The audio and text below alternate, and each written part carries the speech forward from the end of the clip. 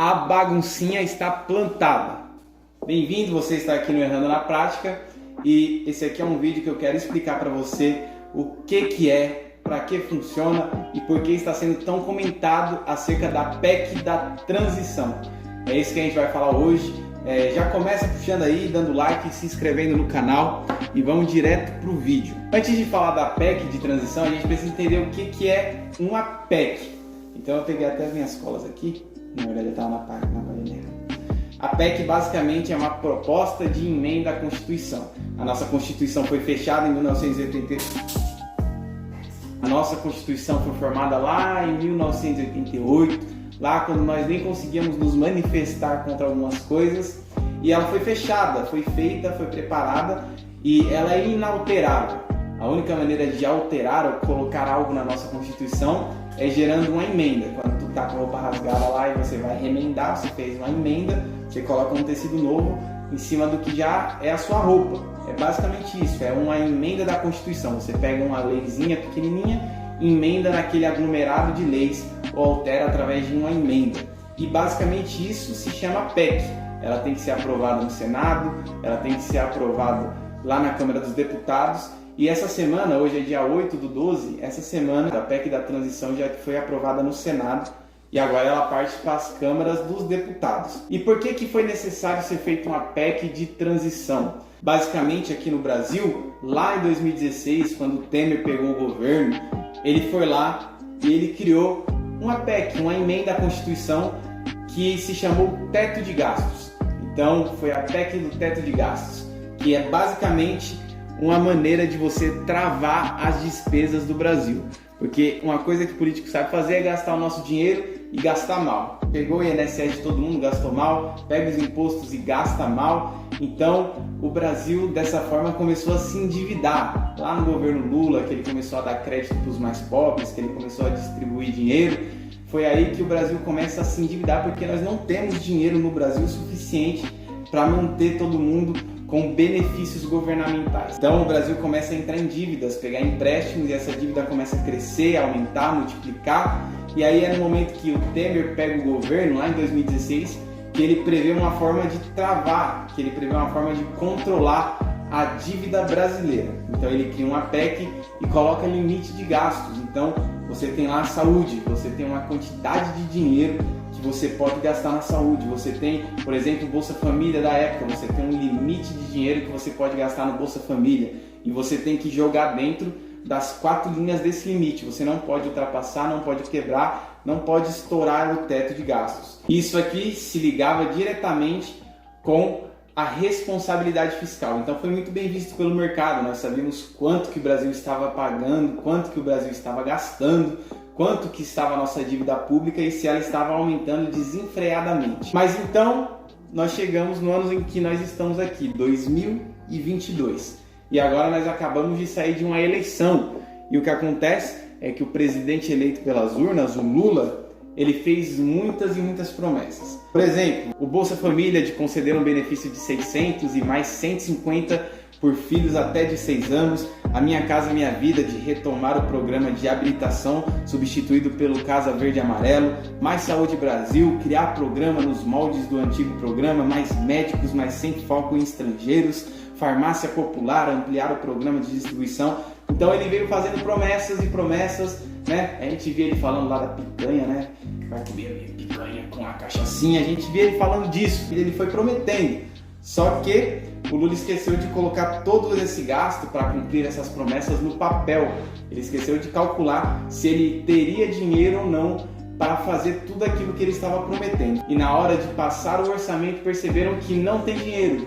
O Brasil não tem dinheiro para a Bolsa Família de 600 mais 150 por filho, não tem dinheiro para Minha Casa Minha Vida, não tem dinheiro para a saúde, não tem dinheiro. Não tinha dinheiro no orçamento para cumprir as promessas de Lula. E aí o governo de transição falou, estamos lascados, lascadinhos, não vamos ter dinheiro para cumprir as promessas.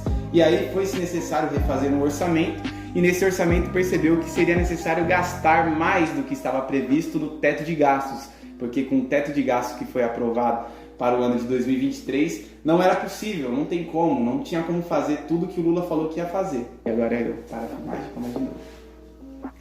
E foi nesse momento que a equipe de transição, a equipe que tinha a função de transicionar um governo para o outro, chegou e falou: Lula, não tem dinheiro, não vai dar para fazer o que você falou, não vai dar para fazer, mas nós podemos criar uma PEC. O pessoal está até chamando na internet de pecanha, né? Que é PEC e picanha. Nós podemos fazer uma emenda à Constituição que nos permite tirar da lei, da PEC, do teto de gastos, aquilo que você prometeu. Então foi aí que criaram uma PEC de transição, que permite que alguns programas, alguns projetos sejam tirados da lei do teto de gastos e o governo possa gastar mais do que o teto de gastos diz que ele pode gastar. E o que diz a PEC de transição? Primeiro, que os investimentos do Programa Auxílio Brasil podem ser tirados do teto de gastos entre 2023 e 2026, o valor estimado de 175 bilhões ao ano. Retira do teto de gastos investimentos em programas socioambientais ou relativos a mudanças climáticas custeados por doações. Tira do teto de gastos as despesas feitas por universidades ou institutos federais que sejam custeados por doações ou convênios. Permite que o governo gaste até 23 bilhões em investimentos em caso de excesso de arrecadação. Então foi feita essa PEC justamente para garantir que o Auxílio Brasil de 600 e 150 reais por filho possa ser dado aos pobres, justamente para garantir os investimentos no programa Minha Casa Minha Vida outra vez e retirando essas coisas do teto de gastos. E até aí tá tudo muito lindo, tá muito maravilhoso. Parabéns pro Lula que pensou nos mais pobres. Só que existe um problema, porque qual é o problema da PEC de transição? Basicamente, se você imagina o Brasil como uma empresa, então nós temos uma grande empresa chamada Brasil.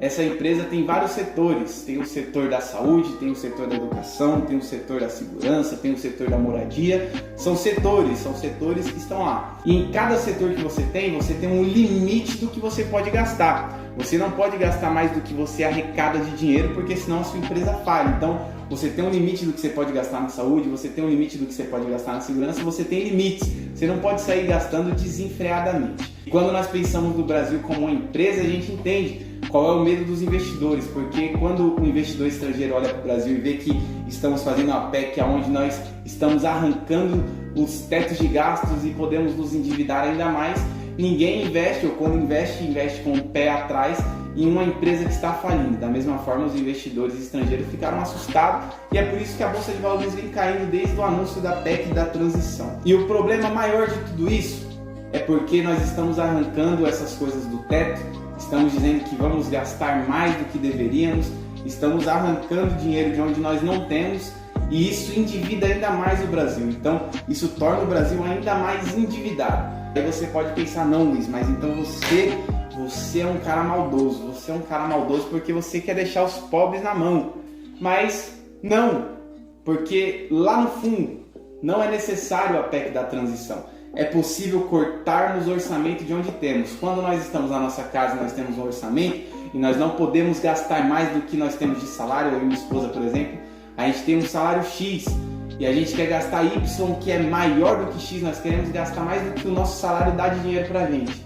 É nesse momento em que nós pensamos, recalculamos e vemos o que nós podemos cortar dos nossos gastos e cortando esses gastos para a gente ficar positivo no fim do mês. E essa é a maneira certa de qualquer coisa, mas o que o governo está falando é que em vez de cortar gastos, em vez de reduzir, de enxugar gastos, ele vai criar uma PEC que permite ele arrancar dinheiro de onde ele não tem, pegar empréstimos e gastar ainda mais do que ele está arrecadando. Quando na verdade a gente tem diversos gastos que poderiam ser cortados e que garantiria o auxílio para as pessoas mais necessitadas.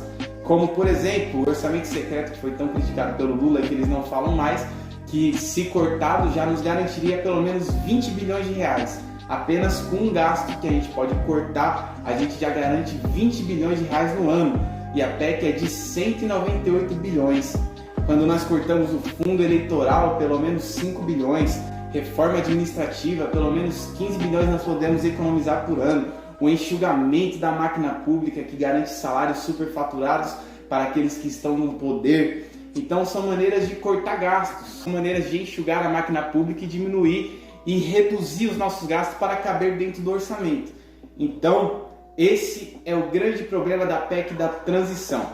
Revela que nós não aprendemos nada com o nosso endividamento. Nós se endividamos em 2002, nós demos crédito e se endividamos durante o governo do PT, durante o governo do Bolsonaro. Nós fomos crescendo as nossas dívidas e em nenhum momento nós pensamos em cortar custos para controlar o endividamento e pagar as nossas dívidas. Então, esse é o grande problema da PEC da transição. Obrigado por assistir até aqui. Me aguarde até o próximo vídeo e tamo junto!